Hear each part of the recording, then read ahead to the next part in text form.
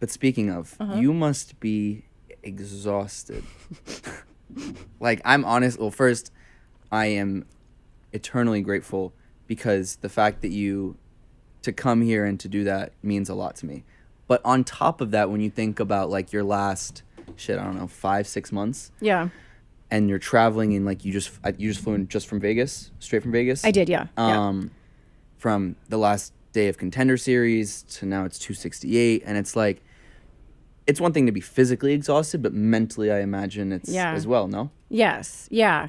It's really just sort of that turning the page from fight to fight. I can't study multiple cards at one time, so during Contender Series season, it's just week by week. And some people will be like, "Oh, I'm fighting on week 8," and I'll be kind of embarrassed. I'm like, I have no idea. I haven't looked at week 8.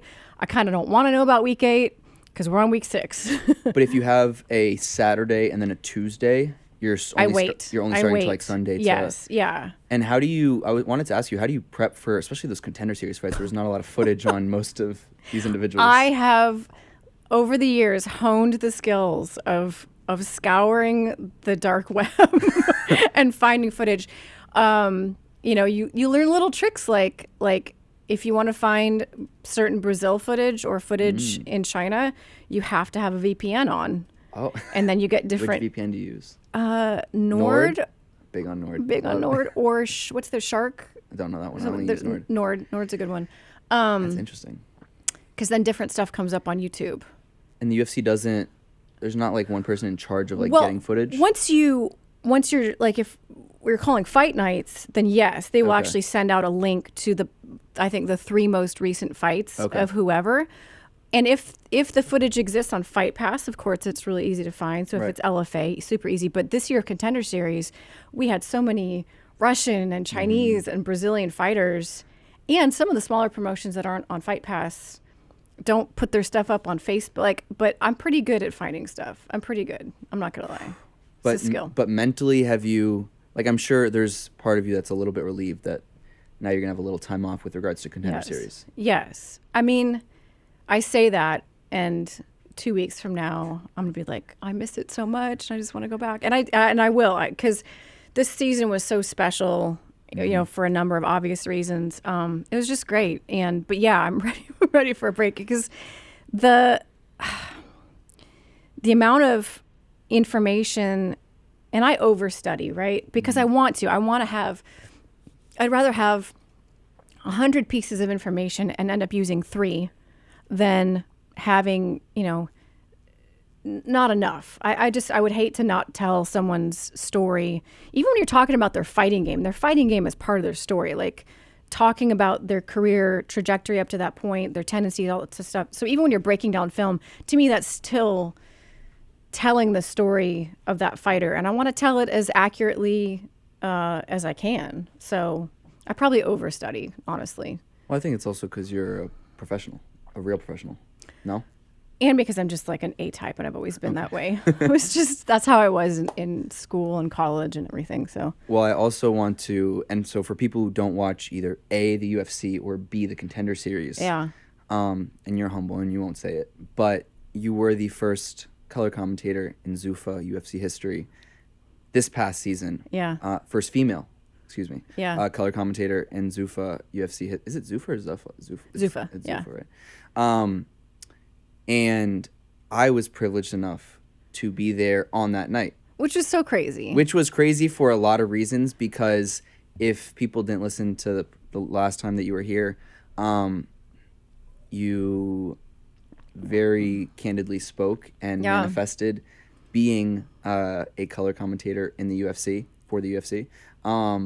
And I think for me it was just awesome because of like the sequence of events that happened that day or that day before, and it made that moment, you could feel that there was something special in that moment. And when I was sitting, and I think I texted you this before or during, Dana was like maybe like completely parallel to me, and right when they started the broadcast, now I could be speculating or I could be reaching, but he did put on the headphones, and that was the only time, and he doesn't usually do it, and it was really, and you could see the TV in front of him, and it was right when they kind of showed you, and I think it was maybe Dan Helly who was doing play-by-play. Yep. introduced you, because I had to rewatch it because I couldn't hear it. And I think that whole night was just so special. And for me, a moment that I'll genuinely always remember is, well, the day before when you called me to let me know that was happening, because that was awesome for me. On a personal level, just to see you realize that dream. But also on that night, you hadn't had time to check social media, because for people that don't know, you literally did everything. Like, it was so much. I'll explain exactly what that looked like from the sides. Yeah. But I got to show you kind of Dana's post and the UFC's post about you being the first color commentator. Yeah. And I think I'll always remember that moment. And, as a friend and as someone who's rooting for you in every way, it was just awesome to be a part of that. So I imagine it was quite memorable for you as well, that night in general. It was. I wish I could have bottled it up to, take little sips of throughout the rest of my life. But as many things are with those big moments, like, it's there and then it's gone. And not that it's gone, but, like, the moment leaves pretty quickly, right? And you're like on to the next thing. So it's fun to have moments like this where I can kind of relive it. So thank you. Yeah, the whole thing was wild. And it's so funny that I feel like throughout, not that you and I was going to say throughout a relationship, we don't have a relationship.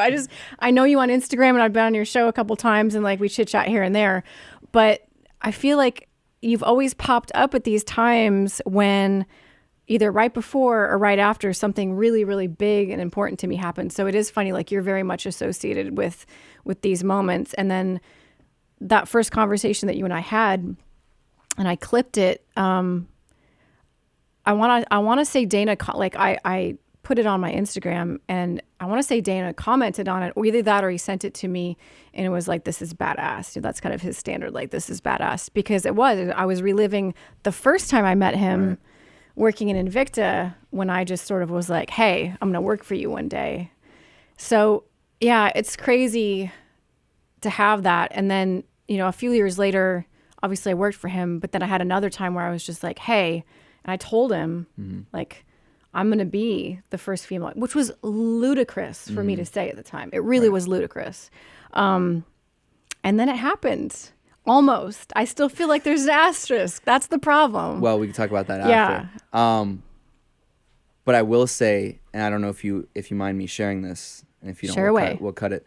But you did say, when you called me the day before, you had kind of told me about this, I don't want to say frustration, but maybe like thinking about, am I ever going to be that? Which I know is a huge goal for you. Yeah.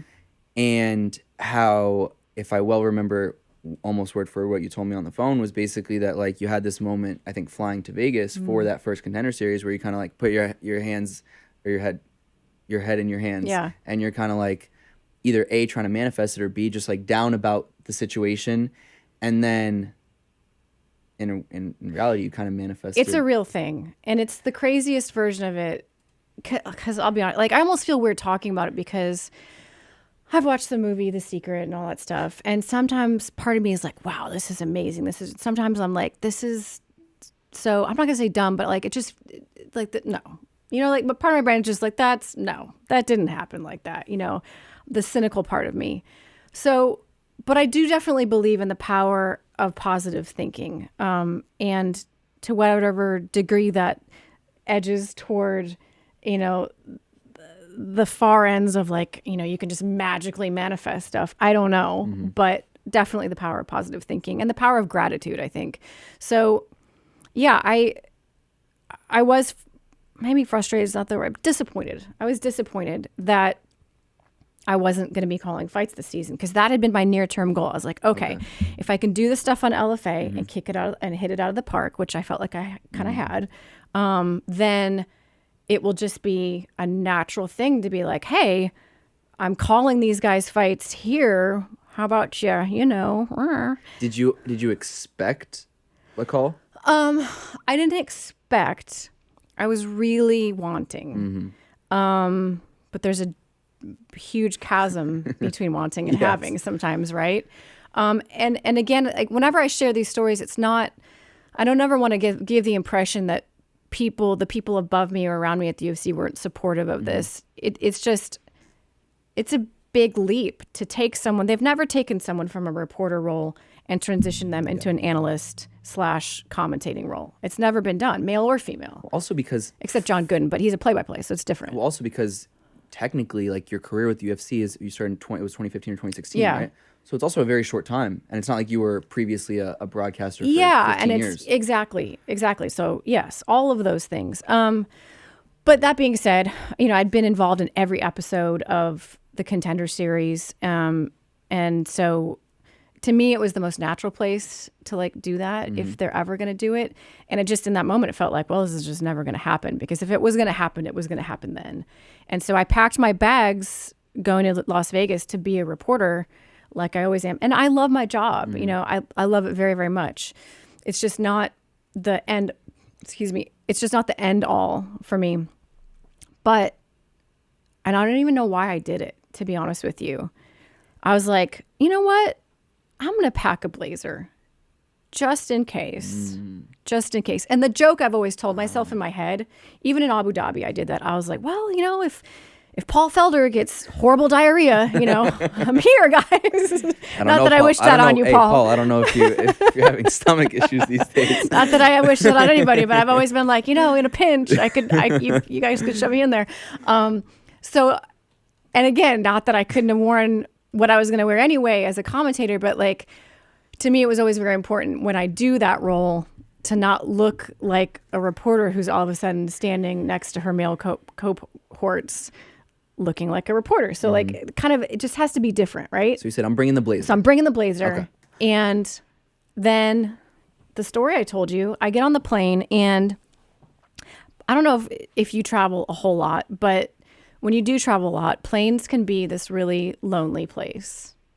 That's interesting. And I think maybe it's because... Why is it lonely for you? I think because I'm forced to sit still for a long duration, and especially if the Wi-Fi is not working, and then you're just like alone with your thoughts. Which made me realize the story that no one knows about me. And so I didn't like all the negative talk that was going on in my head. And there's this great YouTube page that I follow called Rising Higher Meditations. I'm not sponsored by them. I'm just saying I really like your page. Shout out to Rising Higher Meditation. Shout out to Jess Shepard. And she's got this beautiful voice, and sometimes I use it to fall asleep because it's so soothing, but sometimes I use it to just kind of reframe my mind. Right. And I was like, I just need to reframe my mind and just be thankful for what I have, and like start this season off great. So like pull my hoodie up, put my earpods in, and I start this like 45-minute long. She's got all sorts of different stuff. This one's called like a guided meditation. And it takes you through this whole process of not just breathing, but like imagining the things you want and putting them in a box, and like then the box disintegrates. Like it takes you through this whole wild LSD trip type. I've never done drugs, but like it's very, but she does such a good job of like describing what you're supposed to be thinking about that you really feel like you're there. So like you're in space and you're allowing your wants and desires to disintegrate, and then like you go back down. Like, it's a whole thing. And there's a whole section in there where it's just like you're supposed to focus on the things that you do have and the gratitude, and like not just like listing things in your head, but like feeling them in your heart. So like that feeling I get, I'm gonna get choked up, that feeling I get when my son says, I love you, mommy, or like I have a moment with him, or just the feeling I get coming to the amazing moments I've had in the UFC doing what I already do, all that stuff. Really, really not just thinking about it, but feeling it. And then by the time I was done, I felt a lot better. I was like, we're gonna have a great season. It's gonna be awesome. Take a deep breath, and I look at my phone, and there's a text from Dana. No. Yeah. Stop. Yeah, it was crazy. It was right after that. Yes. Yes, See, I know. Now I believe in all of it. Yeah. Thank you so much for watching this video. If you haven't done so already, please make sure you like the video, subscribe to the channel, follow me on Instagram at felix.levine, and if you have something to say, please leave a comment.